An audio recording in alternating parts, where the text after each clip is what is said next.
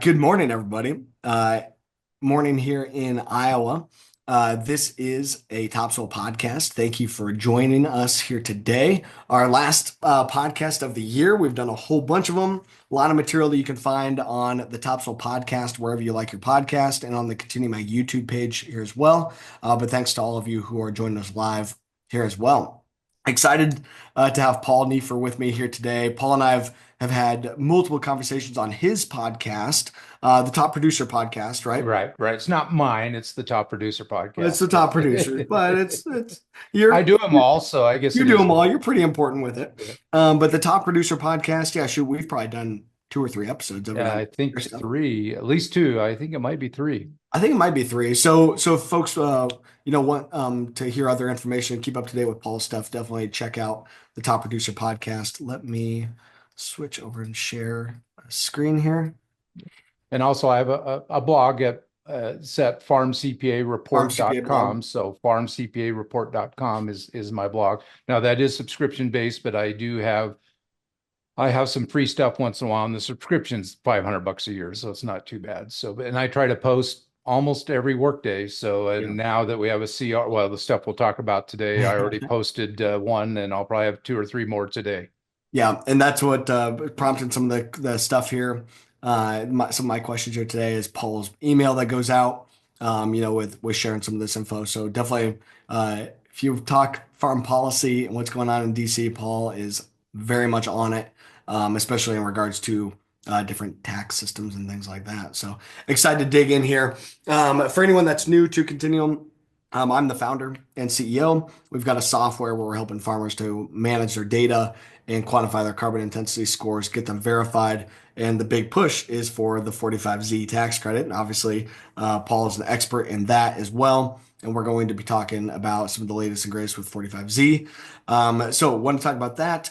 Yeah, want to talk also, the just other policy that's going on. So there's the CR is what, continuing resolution? Is that what it's called? Yeah, continuing resolution. Continuing resolution going Keeps the on. lights on. Keeps the Keeps the lights lights on. on spending package, right? Yeah, To yeah, keep the government functioning. We got to talk about that because there's some farm policy that did get stuck definitely. into there. Also, a lot of headlines I'm seeing about year-round E15 being Yes. snuck into that too. So it's crazy that you have like a spending bill that should be about, you know, keeping the lights on, Yeah. and instead you're It's a getting bunch of, all these, well, it's you know, 1,547 pages. So there's plenty of chances to slide in some goodies for everybody. gosh, it just the way that DC works, it just blows my mind. So anyway, so we got to talk about that. We got to talk about 45Z. We got to talk about the Tax Cut and Jobs Act. We got to talk about Farm Bill. We have a packed hour here, and a lot to talk about. Now, also, Paul and I have been working on when do I get him on the show here for a year, maybe Yeah, yeah, more. yeah. I've been talking about it for a long time, and so we finally pulled the trigger and said, "All right, let's do it." I've been waiting because I wanted to have more clarity with 45Z, and obviously it's not going to happen here anytime Yeah. real soon. But we'll get Paul back on here after the first of the year when we do have more clarity, and he and I will dig into the details of 45Z. So this won't be the last that you're seeing Paul. That is for sure. But Yeah.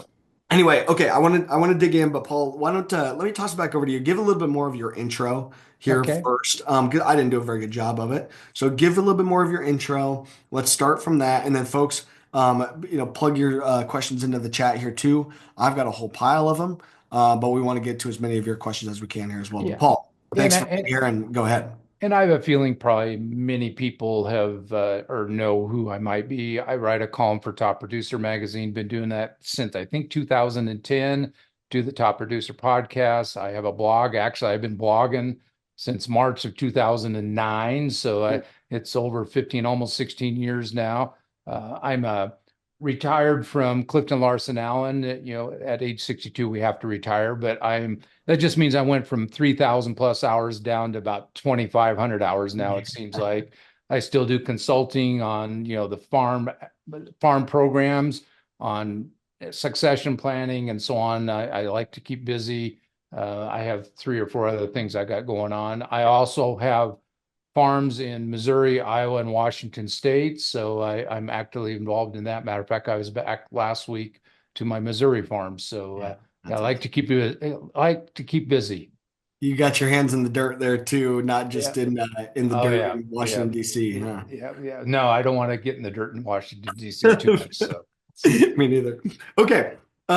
So awesome, awesome stuff. And like I said, if you want to check out Top Producer Podcast, Paul and I've got some stuff that we've done on there historically here as well. Okay, let's talk 45Z first, all right? okay. 'Cause obviously, as you know, and everyone on here knows, this is my favorite topic. So let's talk about that first. Paul, maybe why don't you queue up kind of where you see 45Z at right now and share kind of what you have as your understanding of the current status of 45Z and what we should be expecting. Well, certainly we had what the battle between Bloomberg and Reuters as to whether we were going to get guidance. I think it's fairly confident that we are going to get some guidance within, well, today's the 19th of December. So the minister or, President Biden leaves on the 20th of January. So We have about hopefully, 13 days or something like that. well, it's, No, I no, suppose sorry, that's, 33 days, 33 yeah, days. yeah, yeah, somewhere in there. My birthday's the 18th. So maybe that'll be my birthday gift is we get 45Z I would love guidance that, coming Paul. I would out. love to So, have a birthday present for you to get to read more legal jargon on your birthday. Exactly. And that legal jargon, that's the weird stuff. I'll let you do that greet. I'm learning megajoules Yeah. and BTUs and CO2, 50 kilograms Equivalent. and so on. Yeah. Yeah. But like you said, we still don't have any real extra guidance. The only guidance we have from the IRS has really been on 40B, which is going to expire in 13 days. So, but I think we're cautiously optimistic that farmers that have certain practices, it's not going to have this bundling, we don't think. It'll be based on certain practices, and those practices, assuming the farmer can verify it, is going to allow the biofuel producer to qualify for part of that credit. So I think that part's positive. Now, how much of that is going to then transfer from the biofuel producer over to the farmer as extra payment? Yeah. Those are the details that, it's probably going to take what, months or so to sort of Yeah. iron that out, Mitchell? I think what's going to happen there, Paul, is one of the biggest things I'm watching for in some of this guidance is this going to be book and claim? Is it going to be mass balance? Is it going to be how is the data in the I think of them as certificates, right? Yeah, Kind of like a yeah. pick certificate. We call them CI certificates. The data associated with a bushel. Does the data and the bushel have to stay together, or can they be uh, Separate. decoupled? Can they be Yeah. decoupled and sold in a book and claim? Now, if it ends up being sold in a book and claim, I think I've got a couple of these ethanol plants that understand that are at the starting gates ready to rock and roll that I could see some folks uh putting out some information to the farmers quite quickly after we get these rules. Now, it depends on if it's going to be this is one of my questions for you. I want you to go first. I'll think of it here in a second. I'll write it down. I'll let you go Okay. first. Then I'll ask. Well, I guess the question I have too, I think for the farmer that has on-farm storage and has the certificate or whatever you want to call it, that's going to have more value, I think, for the biofuel or let's use ethanol. It's easier to say ethanol plant Agreed.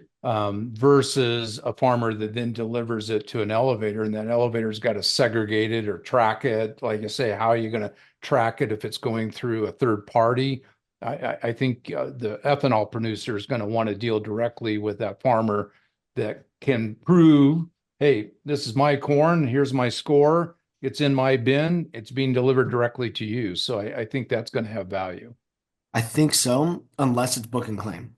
Yeah, yeah, yeah. And I think, um, Which you're going to know those details better than I do right now. So, yeah, I'm pretty in on a lot of those conversations, and at least in like the feedback sessions to the USDA and some of the conversations there, and I think in how to get a program rolled out at the 11th hour that can actually work.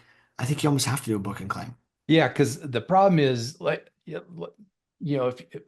corn is fungible, your corn and my corn, if we mix it together, I mean, it's the same All the corn. same. It's all the All the same. same. So, like you say, if you have a certificate that says, hey, if this corn's getting delivered and I have this certificate, I qualify. That's Yep. what they really need. Yeah. So, and this goes to Paul's question in the Q&A. Thanks for the questions there. Definitely fire away in there. We'll try to get to as many of them as we can. So, Paul, what I'm talking about with book and claim, which is where I think it's leaning, but it's kind of a toss up yet. Hopefully, there's some clarity in the USDA rule, and we got to talk about that here because it's at the White House in review right now. Okay.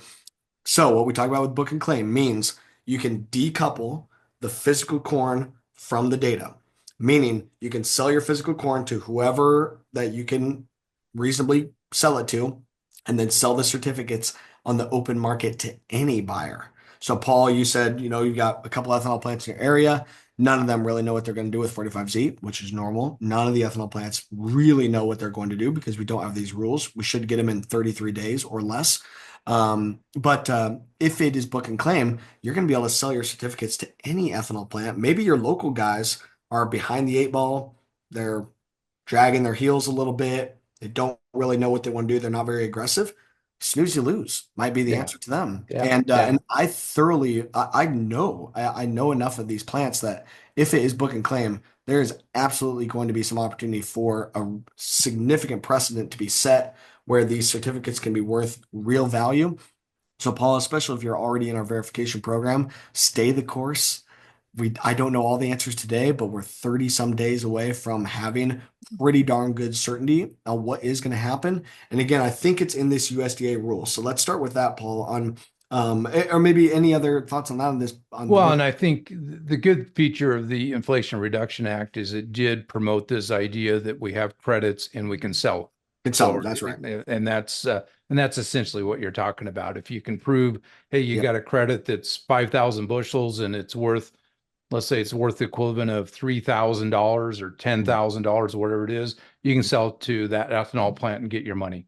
Yep. So that would be selling your CI certificate. And then also, to your point, when the ethanol plant creates the tax credit, they can also sell it in the Right. open market. Exactly. Now, they're not Exactly. selling CI certificates, they're selling tax credits, Right. which Right. have Right. actual, direct dollar Yeah. value to a multitude of different types of customers. But But then your proven CI score, I'm going to call it, yeah, allows that ethanol plant to get the that's credit. exactly So, it. So ethanol plants that want to be aggressive, right? Ethanol yeah. plants that already have pretty good CI scores. If it's book and claim, they already know that they're at a pretty good CI score. They could be pretty aggressive Yeah. at going and Yeah. buying these certificates, and they could go gobble them up. There's pretty small supply of verified CI certificates today. We're the only ones that I know of that have submitted anything for verification. We did that with Eco Engineers here recently. And we're due to have our verification complete by February 15th. So now we'll do, of course, additional verifications as well. We'll ramp all that up. We'll take into effect the details coming from DC here over the coming weeks, and we'll reissue. But yeah, some of those plants, I think they'll be able to be pretty aggressive, especially some of them like a Harvestone or others who already have a tax credit buyer behind them as well, or they kind of know what the Who's going to value of the buy? credit's Yeah. going to be if they can use it themselves or if they've already basically got them sold. Now you know what the math is, and you can be Yeah. pretty detailed and going and being aggressive here. But that leads into one of my questions to you. In some of this skinny guidance that we're expecting between now and inauguration, there's a potential that it will have a safe harbor clause in it. Can you explain what that would mean, or do you Yeah. have a good understanding of that? Because I definitely Well, have a yeah. great Let, grasp on what let's that go means. back to the guidance that we got on 40B. In there, you had the bundling where you could have no-till cover crops and then, low carbon nitrogen fertilizer. Hmm. That bundle together was, quote, a safe harbor. If the farmer could prove that, the biofuel plant got an automatic, like a 10-point reduction. So if they were at 55, now they're at 45. So a safe harbor says, even though scientifically you may not be there, we're just automatically going to give you a special dispensation. We're going to grant you an automatic 3-point drop, 10-point drop, 20-point drop, whatever it might be. So that's what a safe harbor is. Okay. Is is it not is it not that a safe harbor would be here is the rule as it exists today, and it's safe harbor that if you produce any fuel while this is still in effect, you will get the credit for it. And essentially, this is the rule until proven otherwise, and Right. anything that you do does fall It, under that. Is that also part of yes. this? Yeah. And, So and therefore it anytime, would lower the risk, right? Is right, what I'm getting at. right, That right. As if it long is as a you, safe harbor rule, it would lower the risk, and people can basically go forward as if it was the final rule, even though yeah, we know it's not going to be the final rule. But if it was a safe harbor rule, it would act as if it was a final rule. Is that right? that's sort of a good way of saying it. Okay. It just says if you follow the rules of the safe harbor, you automatically get that benefit. Whether the final rules later on then gets rid of that safe harbor, fine. But they'll say through the point of the final rules, as long as you follow the safe harbor, you get what it was designed for. Okay. So I think that's one of the key things that we also need to be looking for, right? Is a safe harbor clause of sorts that would lower the risk for plants to be able to kind of move forward Yeah. based on even the Yeah. skinny guidance. Right. And I think what they'll have in there, they'll say, hey, if a farmer does cover crops, you're going to get a quote safe harbor of X. If you Okay. do no-till, you're going to get a safe harbor of Yeah. Y, Yeah. and so on and so forth. I think that's what they're going to do. Okay. Well, we'll be watching very closely for that. One of the ongoing risks is Trump has said he's going to just get rid of the entire Inflation Reduction Act. Do you think they're going to actually do Yeah, that, or what's your current feel on that? I think there's enough politicking behind the scenes that even like GM and Ford, they wanted, he's talking about getting rid of the $7,500 credit. They're saying you're going to wipe out our investment in EVs if you do that. So I think a lot of that was politics. Yeah. We'll know in the first 6 months. Certainly, I think for a lot of these biofuel plants, a 3-year credit's not good enough. It Yeah. really needs to be a 7 to 10 year credit. We already know the House Ways and Means Committee, which is the House side, is already communicating directly with these biofuel plants, trying to get feedback on this. So we know that there's going to be an extension of the Tax Cuts and Job Acts, which means all this other stuff is going to come into play. And I think and base for Trump or the Republicans is rural America, and it has changed. Certainly, union workers now are more of a base for the Republican Party than they've been in the past. So I think we're going to be okay there. Yeah, I think if Trump does go in and cut some stuff, I don't think he's going to do what he was saying a while back, which is cut the whole Inflation Reduction Act. Yeah. I don't think he's Parts going to of do it, that. I think I it's think. going to be more Yeah, surgical, right, and yeah, get rid of yeah. certain things. But yeah, this has good bipartisan support. And the Ways and Means Committee asking for that request for information, we did submit some of our thoughts on that as well. And great to have Iowa Congressman Randy Feenstra as part of that committee. And good to see them pushing for this. I think is another piece of like if this was going to be implemented by the Biden folks by Jan 20 and then gone by Trump, why would the Republicans on the Ways and Means Committee even Yeah, be wasting their time? yeah, Like, yeah. so I think that's another good indication. And whoever the anonymous attendee here too, why would the Treasury choose to not release the guidance before Biden leaves office?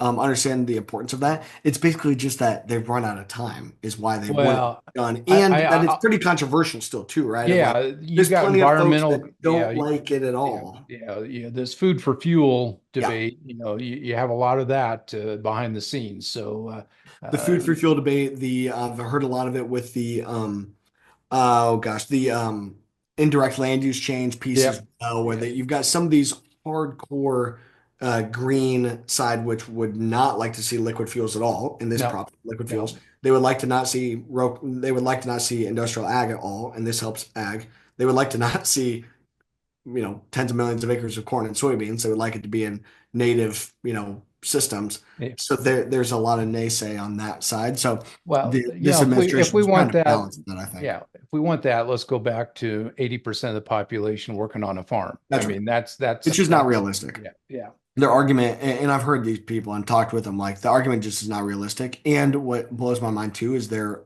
lack of understanding of if we were to do some of those ideas, all it does is incentivize Brazil and China and these yeah, other places to do way worse than what we yeah, would yeah, ever possibly yeah. do here. Like it just if they're not thinking about it from a realistic global perspective.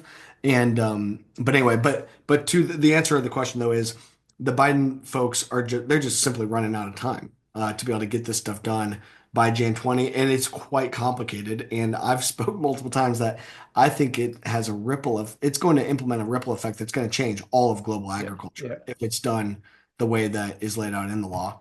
Um, okay, Well, so the ad here we too need is some help right now, so let's the be farmers definitely honest. need Yeah. some help. And I think that's the other piece, right? Is like, okay, if with Trump going in there and for both sides, like, hey, ag is looking pretty rough for the foreseeable future. I don't know. I mean, you're more in on that side and the ag I out.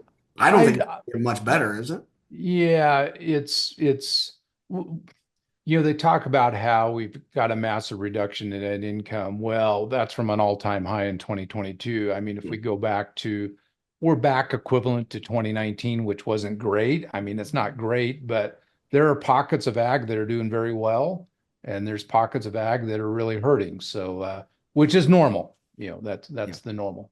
So, Yes, Dad, comment here that yeah, the separation of the physical bushel asset from the data asset, so the bushel versus the CI certificate with the book claim at the farm, the separation eventually does happen anyway when the fuel and the tax credit are separated. It's just like a REN too. RENs yeah, are based on yeah, book claim. It's the yeah, same concept here is what he's getting at. So the end buyer of the ethanol does not get the tax credit. It's a producer tax credit, not an end buyer or a blender tax credit. The tax credit is sold separately in a marketplace, just as the CI credit could be sold separately as well. And that's exactly right. And Paul, so you know, I've had some crazy conversations going on here recently about could CI certificates be basically on a board of trade kind of yeah, thing? yeah, Could there be some kind of product going there? And I think if it's book and claim, I think there's a tremendous opportunity for that. And what I love about it is then the buyer, the end buyer of a certificate on a board of trade right now would likely be a biofuel producer. hmm However, they wouldn't have to be. No, Other no, folks that are no. trying to reduce their scope three, they could also buy these CI certificates. It's kind of like how carbon insets are working right Yeah. now. You could buy these certificates to represent your supply chain and decarbonize based on your scope three as well. So I And then think we can get in the battle. Is that really helping us or not? That's a discussion for another day. I as mean, far as does it really help us with what, which part? well, like these large companies, Apple and so on, they're basically greenwashing. I mean, Oh, that's sure. the issue. Yeah, yeah, Well, what I like about this is now this would be more so looking at carbon inset stuff where it's ADM, Nestle, Cargill, right. JB, Yeah, Tyson, big yeah, food companies, yeah, PepsiCo, Coke. yeah, They've been trying to figure out how to decarbonize their yeah, supply yeah, chain with carbon offset and inset programs that have had yeah, yeah, fairly minimal impact, yeah, right? But yeah, now, if it's going to be based on CI scores and government coming in to say, well, here's how we're going to do it for a third of the yeah, corn crop, yeah, that's going to set some precedent yeah, now for yeah. these other companies, I think, to have to follow suit. Well, an environmental group, hey, if we're doing air flights or airplanes, they need fuel, and they're not going to be on battery power for quite a while. Quite a long time, yeah. In my lifetime, Yeah. you're still going to be using fuel. That is the thing, right? That this 45Z thing is very enabling for the sustainable aviation fuel credit as well. We, of course, you and I mostly talk about it with ethanol and the 17 billion gallons a year of production capacity that we have there. But there is a projected 3 billion gallons of SAF production to come online by the end of the decade. And 45Z is the key enabling Yep. policy Yep. to get that done.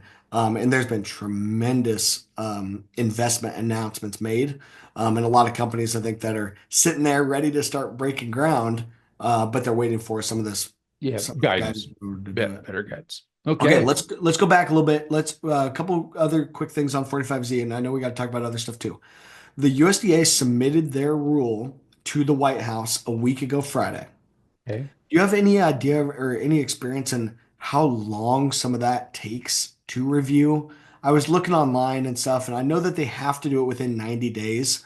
But do you think, and I was talking about some other people with it, saying that the White House is just churning and burning on these type of things right now. I'm hoping, so you're talking about you're hoping for your birthday present that maybe you'll get some final guidance. Yeah. I'm hoping that maybe we get a nice early Christmas present with at least the USDA portion of this getting through the White House. Well, and But do you have any take on that? historically, USDA has just issued regulations without going through the normal process. Okay. They've done a lot of that. So I could see that happening quicker. Now, Hmm. the Supreme Court overruled Chevron, and there's some other, or Chevron deference, and there's some other stuff going on that maybe they're not going to be quite as aggressive. cavalier in issuing that guidance, so I'm just not sure on that. But With the historically, Chevron like I said, deference they just did. ruling, What with was the that? Chevron deference ruling, is this just going to end up in court right away anyway? Yeah, Isn't that yeah, basically what it means? it's all going to end up in court. Yeah, So yeah, okay. That's what I thought. Basically, no matter what the rule, no matter what happens, right? You're either going to have these environmental groups saying that the indirect land use change thing is yeah, one example, right? yeah, They're going to be suing, or you're going to have, the farmer groups and the yeah, bio producers suing. yeah, Somebody's gonna, there's gonna be lawsuits no matter yeah, what. yeah, yeah, which is normal. That's gonna be normal from here on out with that Chevron deference ruling. Yeah, yeah, Okay, so we'll see what happens with the White House. Okay, um, so at this point, I think both of us hearing likely some skinny IRS rules by inauguration. yeah. Uh, our take is we're going to be, of course, monitoring that very closely, try to get information out as fast as we can. Hopefully, we get some of the visibility to this USDA rule that's currently, in a In process. in process in secrecy right now. Hopefully, we get some clarity on that. I think that's the first domino to fall, right? You need the USDA rule, and then we've got some U.S. Department of Energy potential new GREET model type stuff coming, and then IRS can say, "Hey, just use these things," right? So Yep, that's the yep. final domino. So exciting to at least see some progress being made there. And again, hopefully it ends up being book and claim and whatnot. Um, okay, and then I think we're good on 45Z stuff. If people have questions, let us know. You were talking, okay, let's go to the current with the continuing resolution. What do we know about that? Yep. What's happening there? Because obviously this is kind of this is what they're talking about in DC right now. Yeah. So a few months ago, we had what was called the Farm Act that was proposed by Trent Kelly, Representative Trent Kelly from Mississippi. That was going to provide like $100 per acre corn payment. It was going to be about an $80 per acre wheat payment, $180 payment for cotton and so on. Well, they've skinnied it down. So right now, if my numbers are correct, and again, this came out last night, so I cranked out the numbers corn per acre for all the planted acres plus 50% of prevented planted acres. Yeah. You're going to get $52 per acre for corn. You're going to get about 30, 33, $35 per acre for wheat and soybeans. If I bring up my chart, I could go through it. But now the cotton, rice, and peanut farmers are all going to get about $85 per acre because the perception is that they're hurting more than the corn and soybean and wheat farmers. Although I would say wheat farmers are probably hurting as bad as anybody right now, based on my experience. And the program is going to be fairly easy to calculate on USDA's part because they have all the acres. You had to verify your acres for 2024. This is Yeah. a 2024 program. Yeah. Payment limits 125,000 per person per entity. Now, if you can prove that more than 75% of your adjusted gross income is from farming, then that doubles. Now, Oh, but they didn't change the definition of farm income. So if you have a lot of equipment gains, you're not going to be a farmer. So just realize that you're likely going to be stuck with that $125,000 cap.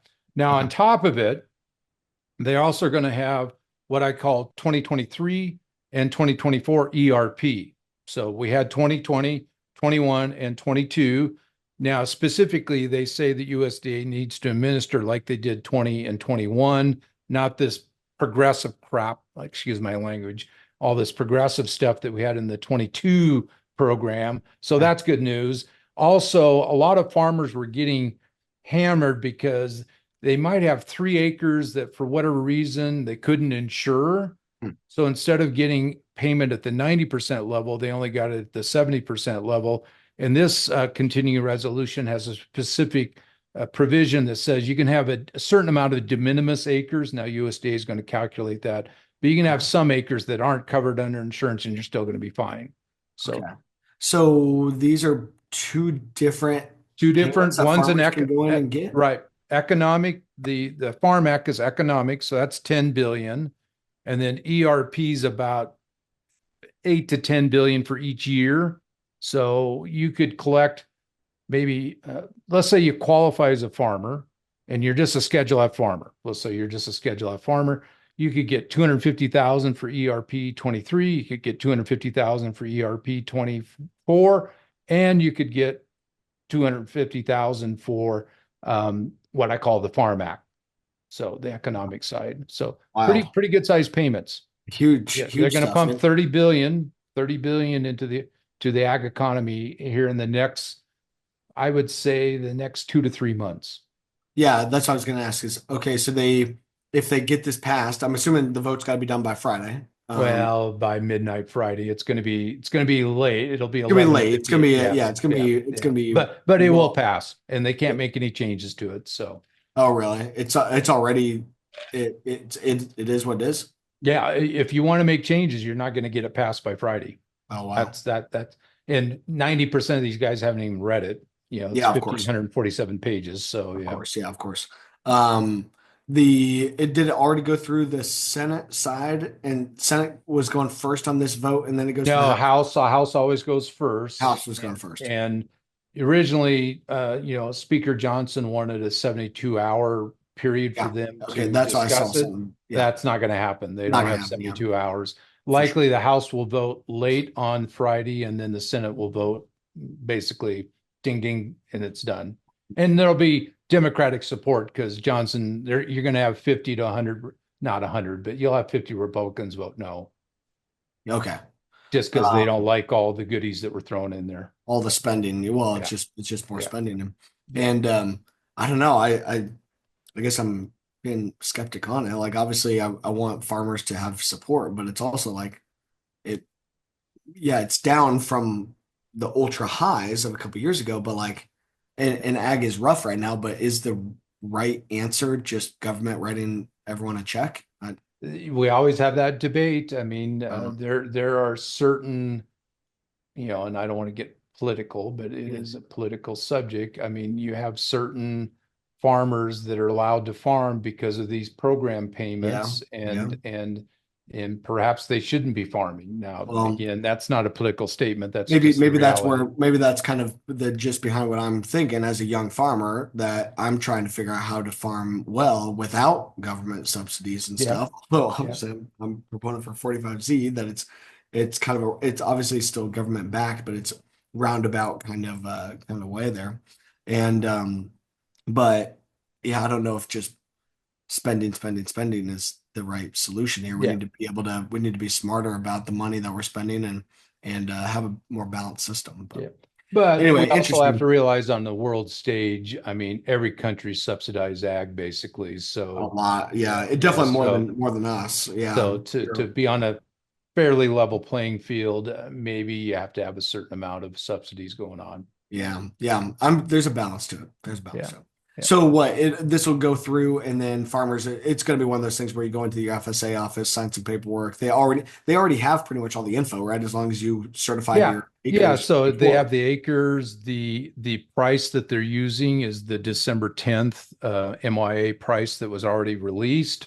The I assume they have the 10-year average production history. The cost of production is there. Now that's for the 8 crops. So wheat, corn, soybeans, sorghum, oats, barley, peanuts, rice, and cotton. Those are the specific formulas, and that's what I've done on my blog. Yep. All the other crops like dry peas, chickpeas, canola, um, USDA is required to come up with something similar. Mm. So that may take them a little bit of time on Okay. those.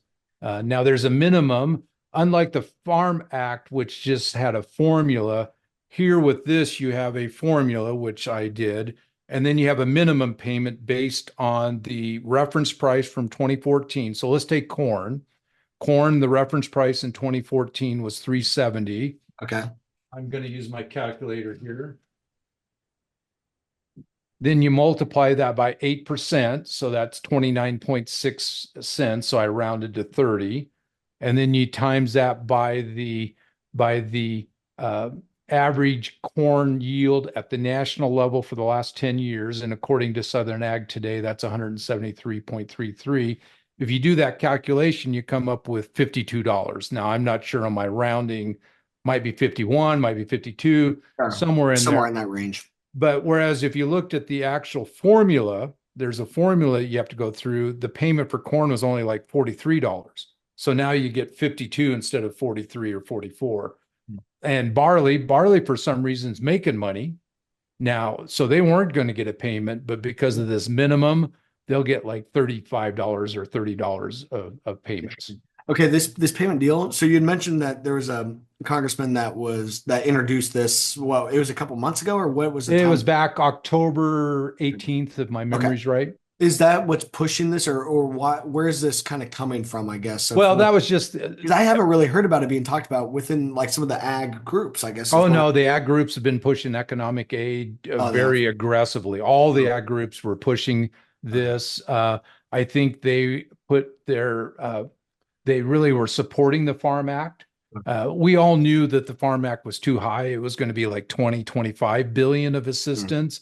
They finally said, okay, it's 10 billion of assistance.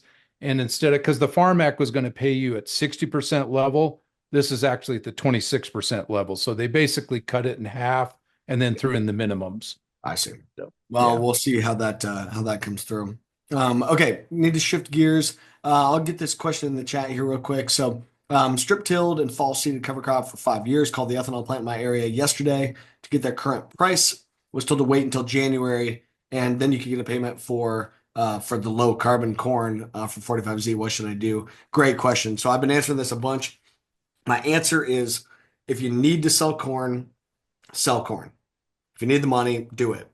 And even though you might miss out on some of the 45Z payment, if you can, sure, wait. Yeah. We got 30 some days. We should have more clarity. And then I can answer this question with more assurance as to my answer. However, what I'm saying is, even if you sell corn today and it does become a book and claim, you still might be able to make 45Z work anyway. And Yeah. I think it's leaning towards that. So even the corn that you already sold, even corn that was sold already and maybe didn't go to an ethanol plant, if this is book and claim, you likely are still going to be able to get compensated based on the certificates that you created when you For harvest your production, for your production. based on Yeah. your production last year. Yeah. So the answer being, if you need the cash, go ahead and move some corn and bring in the cash and know that you're taking a risk that you might not get a 45Z payment. So if you want to wait a couple weeks, that's the safest route. But even if you do want to sell, there might still be an opportunity to get it monetized with uh And, if it's book and and claim. and I'm just thinking out loud here a little bit, Mitchell. So right now we have a new farm bill coming up that is sort of constrained by the budget, Yeah. whereas the IRA Act, 45Z is part of the IRA Act. There's a certain amount of budget already booked or built into that. They're able to maybe take that and help assist the farmer by using the book and claim and so on and so forth. That's So right. I and get around the restrictions that we have on the farm bill. That's right. And the other piece of this too is, so if you're selling your grain to the ethanol plant, in order for they are incentivized that even if you deliver the corn today and there's no 45Z payment, they are still would be incentivized to go back to you saying, hey, we got the rules. You're delivering us corn. Hey, can we buy your CI data? Can we Yeah. buy your data Yep. from you so we Yep. can get the Yeah. credit? So even if you don't have them, giving you a contract for the data today or making any kind of payment for the data today, they likely are still going to have an opportunity to call you back up. And Yep. that's, of course, where we help. So was told scale ticket has to be dated after Jan 1, 2025. I don't think that's the case. And Well, and again, so it depends on the guidance. I mean, depends on it's the all guidance. speculation right now. So Yeah, what's in the law is that it's for fuel produced in 2025. Well, fuel that's produced on Jan 1, 2025, it's not the fuel that's produced with the truckloads of corn that cross the scale also on Jan 1. It's with the truckloads of that already crossed the scales back in December or even previous to that. They don't know exactly what it was because there is no way to actually track it and yeah, trace it all the way through. So I think there's likely going to be an argument against this delivery in 2025. And again, the delivery in 2025 would be if it is mass balance and if the data and the grain have to stay connected, you would have some of these funky yeah, restrictions. If it's book and claim, like we hope for, it makes it a lot easier and cleaner. But yeah. Because for a again, lot of these stay ethanol, tuned. We'll have a better answer for this. a lot of these ethanol plants, if you deliver it the last week of December, it's not going to be crushed or converted probably till the first week of January. So yeah, Okay. Veronica is talking caution on the book and claim because it may trigger additionality and prevent growers from getting value based on low CI feedstock where they're not implementing new practices. I've not heard any indication of any type of additionality or that you would have to have a practice change. Yeah, So that's what the old carbon, in carbon that's credits there yeah, is, yeah, but yeah. Here you're saying, hey, you are already doing it. You should be benefit from the fact you're already doing it. yeah. Not that you have to new So do Veronica, stuff. if you have other info, maybe send me an email, mitchell@continuum.ag, and or we can talk later on it. But my understanding right now is it's all based on default CI score today is 29.1. Now again, probably going to get a new GREET model and that might change a little Yeah, bit. Today it's 29.1. The farmer CI score is hopefully something lower than that. The delta is what creates value because the change in the CI score helps to change the CI score of the ethanol. So it's yep, the change in your footprint between default and farmer. That's the value.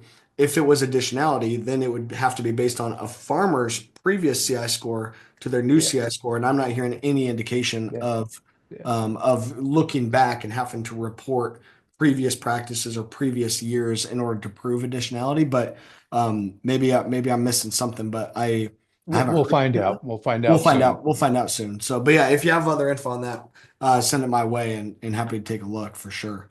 Okay, let's talk. Where does I want to go next? Let's talk Farm Bill here real Okay, fast. okay. Any take on that? They continue to talk about being passed in the first quarter of 2025. I have my doubts. Mm, I don't think it's going to be a priority. It hasn't been a priority for 2 years. yeah. It's been delayed. So plus with the 30 billion being kicked into the farm economy, the new farm bill likely nothing would kick in until 2026 anyway. Okay. So I don't Do think they need to pass some type of a? Do they need to extend the Farm they Bill? they that's part of the CR. They kicked it It down is there. part of So it. we already have the 25 farm bill now. So Okay. or once Got it. once it gets passed Friday night, we'll have the I see. 25 farm bill, which is Okay. the 2018 farm bill just pushed forward another year. Got Yeah. it. Yeah. Okay, and then I heard something about in the Inflation Reduction Act, there was a bunch of additional money for EQIP and CSP, and is not all of that spent? And are they talking about rolling that into some of the Farm Bill stuff? And They that's tried what's to do justified? that. I don't think that was in the CR. Remember that that was a ramp up. So the Yeah. 22 IRA initiated the extra 20 billion, but it Yep. was going to be spent over the next 4 or 5 years. Yep. Now the House Farm Bill was going to retweak that Yep. and reduce it in the current years and then push it out to future years for budget scoring purposes. So that may happen in the final farm bill, but for right now, I don't think there was any changes there. Okay. Okay. I had just seen some back and forth chatter about it. Wasn't Oh for yeah, sure. no, it was definitely a lot of chatter. Iris didn't get their extra 20 billion, so yeah, that part's going to be interesting. Oh gosh. Okay, what about so you're saying okay, new Congress comes in next year. Maybe Farm Bill's not going to be a super high priority, which would not be surprised at. What I think is going to be the higher priority is Tax Cut and Jobs Act. And the border In the border stuff. So and the border stuff, yeah. of course. But as far as for farm impacting Yep. Yep. uh, tax Yep. policy and stuff, right? Tax Cut and Jobs Act. Maybe can you explain some of the provisions in there that Yep. are really important to farmers? Yeah, I think one of the big ones, especially farmers that own farmland that is appreciated in value, is that the current lifetime exemption that you can be worth 14 million. Now next year it's 13.99, but I'm rounding to 14. So a Mm, married couple could easily be worth 28 to 35 million, okay. roughly, and not owe any estate tax. Without an extension, that gets dropped in half as of January 1 of 2026. So that's a pretty big deal. I So think in that will estate be tax, same as extended. death. It's like they call it death tax, Yeah, right? that's So the estate tax, death tax. So yeah. Okay. now also farmers have what's called the Section 199A, Cap A deduction. That's that extra 20% deduction on their net farm income that they qualify for. That also expires and that could be pushed down the road.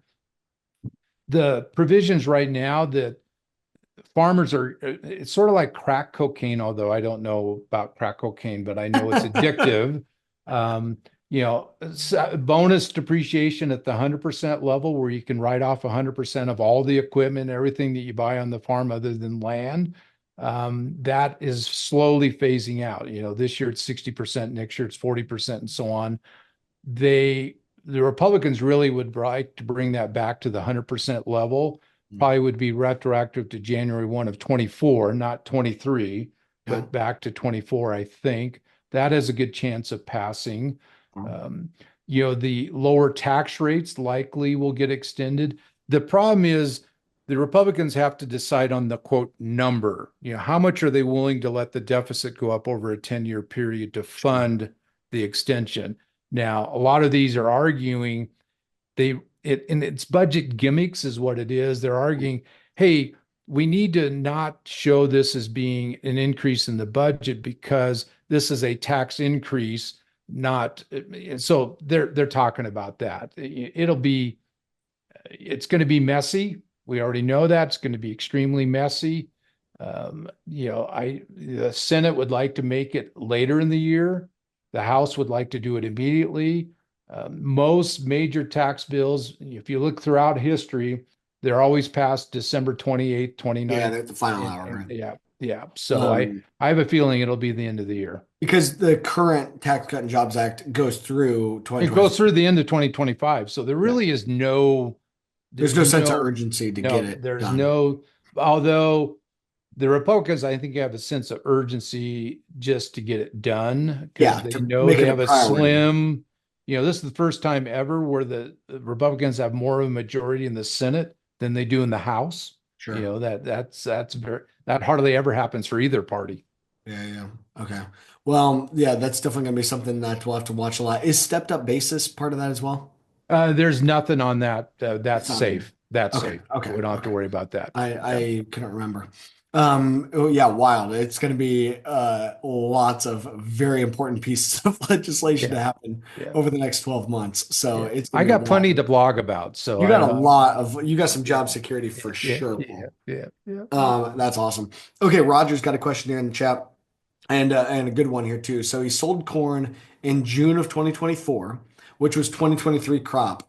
The harvested corn from last year is still held in storage, which is great.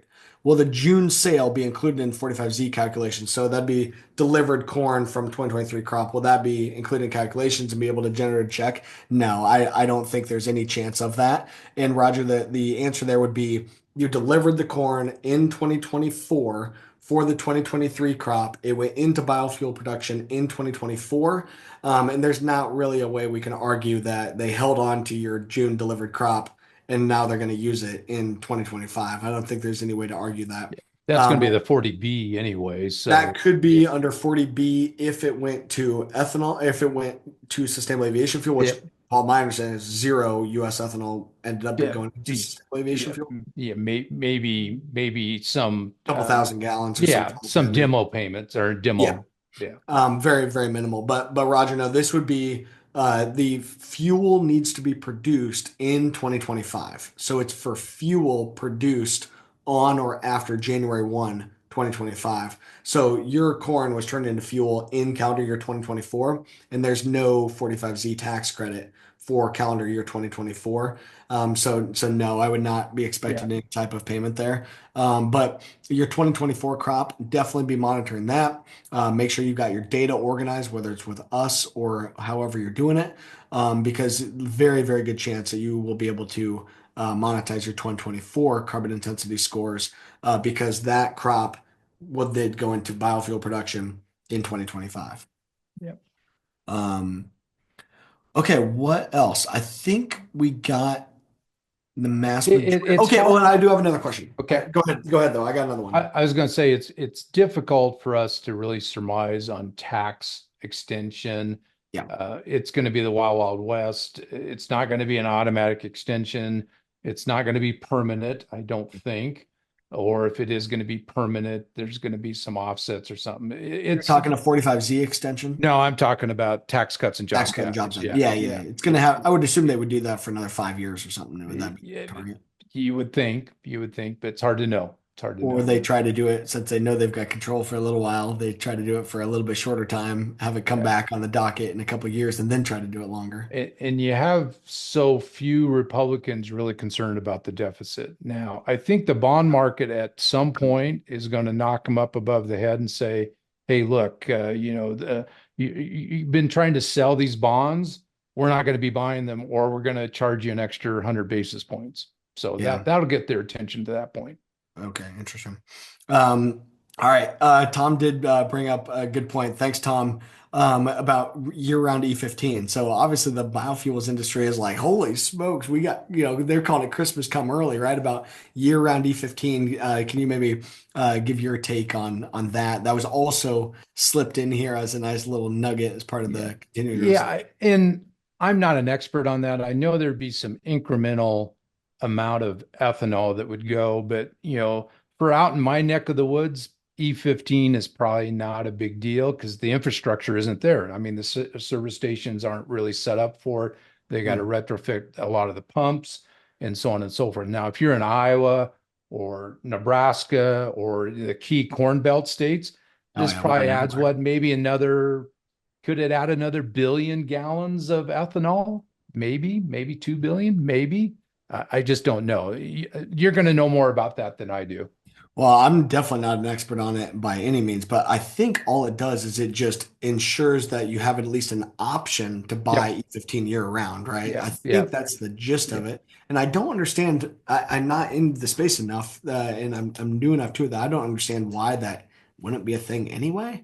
Maybe everybody Tom Well, asks a it question, you'll have was to explain it to me it has sometime. to do with winter versus summer Yeah. and all that stuff. Okay, And that's I how think, that was my understanding yeah, was and seasonal. It was yeah, some kind of a seasonal, impact. I think the higher ethanol, maybe you don't get as good fuel usage in the wintertime versus the summer or vice versa. Okay. Don't hope. I just don't know enough on that to really be Weird, weird. Well, definitely not an expert. I know that the biofuel industry is really pushing it, and if you're right that it's going to make that big of an impact on the potential to produce and sell more ethanol, like that's a big impact Yeah, for yeah, for yeah, biofuel as well. If it yeah, is a billion or 2 billion gallons, we produce 17 billion today, so that's yeah, a pretty yeah. substantial Yeah. increase. So. And I'm guessing on that. So Yeah, yeah. Well, we'll see, and hopefully we get some more clarity on that. I'm sure the Renewable Fuel Association and Growth Energy. I know they've been talking a lot about it. Maybe they'll get some info out. Yeah. So Keith, talking the first part of the webinar. Okay. Do the ethanol plants need a carbon score to get the 45Z credit? If so, what's their scoring numbers? Yes. So the ethanol plant needs to get their overall score below 50 of the equation that goes into that overall score of 50. The corn has a score of 29.1. And so, how I simplify it is every single bushel starts with a default score of 29.1. You need to buy enough certificates or get enough data to change the weighted average down. So, yep, say you buy 40 million bushels a year, which a lot of plants do. 40 million bushels, they all start at 29.1. If you can buy 20 million bushels of certificates with a score of 9 as a easy number, say you buy 20 million certificates and the average score is 9, you have 20 million nines, 20 millions that are default 29.1. That means your weighted average is in the middle at about a 19. you get a 10-point Therefore, you get a reduction. 10 point reduction. Therefore, you get a 10-point reduction, which then would lower your overall score that was about a 50 today, reduce that down by about 10 points. If you were at a 50 today, now you'd be at a 40. That'd be worth up to 20 cents a gallon. If you were at a 55 today, that would get you down to 45, and at least get you in the money. But yeah, it's based on the ethanol plant score is a 50. Every bushel starts at 29.1, and they need to uh, basically purchase the data or prove that they bought the bushels directly or indirectly via book and claim to offset that number. And that 50, at least in the code section for 45Z is 50 kilograms, so 110 pounds roughly of CO2, carbon dioxide per million BTU. So Yeah. that's sort of what the equivalent CI score sort of is. Now, I'm sure it's a little bit different than that, but at least in the tax code, they have to drop below 50 kilograms per Billions. million BTU before they get any credit. That's right. Yeah. So that's a key thing. So in topsoil, we ran the conversions for our farmers. So the GREET model itself gives the score in regards to grams of CO2 equivalent per megajoule. Right, Actually, now it's which, per bushel. So yeah. we've plumbed into the software though, the conversion for What is there, everybody. about 1,050 or 1,100 megajoules per It's something million like people? that. It Yeah. changed the score a little bit, like your number in I don't remember it off the top of my head. It was a year ago when we had to do all this, right? But if it's something like a score of 29 in MMBTU equals like 27.8 Yeah, yeah. So it's grams a per little, megajoule. So it's something little, like that. yeah. Okay, a couple other ones real quick. Cole is asking, farmers that are taking 45Z payments, is that going to be an IRS red flag for audits? I mean, well, No. Cole, this is an IRS program, Yeah, right? yeah, So yeah, yeah. I don't think there's any worry about And that. Now, remember, the farmer is not taking 45Z. that's what I was just going to say. It's only the biofuel plant. The That's farmer is going to get a direct payment. So there is no red flag for the IRS to even care about on a That's farm. exactly it. So the farmer is selling their data to Yeah. prove their CI score. They're just selling the data for cash, Yep. kind of like a premium or some type of value add payment. Then the ethanol plant takes the data and submits that to their CPA, who Yep. then calculates how many 45Z credits they get. The ethanol plant is ultimately submitting the data to the IRS. Farmer, okay, yeah, you might see some increased farm revenue or whatever. You're going to need to report that. I Yep. think all the ethanol plant, when they resell the tax credit, they don't get taxed on the resale of the tax credit, No. but the farmer, No. this will be ordinary Yep. income, will Ordinary be income. taxed. Yep. Yep. This Yeah. will be Exactly. taxed at the farmer level, so you don't get any kind of tax exemption for this money coming in. Okay, Roger, got both my farms in North Dakota for the last 20 years. Been using E30 fuel on the farms during the summer. E30 has been excellent. I would hope E15 goes nationwide. Awesome. That's huge. Um, But and again, the infrastructure right now, yeah, it's that, infrastructure thing, right? yeah, I think the Midwest, great. Yeah, I But mean, I know Iowa's been yeah, subsidizing that, right? And I yeah, think they yeah, still have a thing for that. That if you own if you're if you're a gas station here in Iowa, you can get some. yeah. You can get If you're on the West Coast, they'd rather not have ethanol at all. So I mean, that's the reality. I mean, that's for sure. that's the wacky coast. So that's where I used to be from. For sure, Alan. Okay, Alan, thank you. Yes, this webinar it will be recorded. It'll be on the Topsoil podcast and it'll be on the Continuum Ag YouTube page yet this week. The marketing team usually cranks them out pretty darn fast.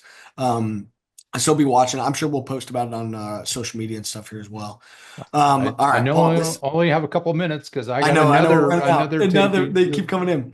For 5 years, been using cover crops and all that on the farm with minimum tillage, use liquid seed. Yeah, that's great. Yeah, so Roger, make sure that you've got your score. You can get it for free on Topsoil. And we can show you what your score is based on the practices that you're already doing. That's tremendous. And that's exactly what this is here. You go to topsoil.ag, get your score. Again, I'm plugged in here a little bit. We're probably going to get an updated GREET model, but if we already have your practices in your account, you own that data. We will recalculate the score for you if we need to, and we'll let you know what that updated score is. Paul, it's been awesome to have you on. Long time coming. Obviously, Yeah. this was great. This won't be the last time, so we Definitely know that. cannot be the last time because this was tremendous information. And we got a lot to keep sharing with farmers. So this is our last stuff of the year. So everyone have a Merry Christmas in the meantime. We will see you in the new year where we have a lot of exciting things to happen. And again, I'm definitely not holding my breath, but I'm crossing my fingers that maybe the White House will get some of the USDA rule out Soon. in the coming days and weeks. That would be the one thing to keep watching for. We will let everyone know as soon as we have that info. And I'm sure Paul, you'll obviously will be talking Oh about it in your yeah. blog as Yeah. well. Yeah. But that would be the one thing to maybe be watching for yet this year. If not, we will see everybody in 2025. So, Paul, thank you so much for You're taking the welcome. time. That is the Any nice thing final about thought? that is the nice thing about farm groups. We get to say Merry Christmas instead of Happy Holidays. So I We like definitely get that. to say So Merry Christmas here at Continuo Mag. yeah, So, yeah. no, thanks everybody, and yeah, we'll see you all soon. Okay, thanks.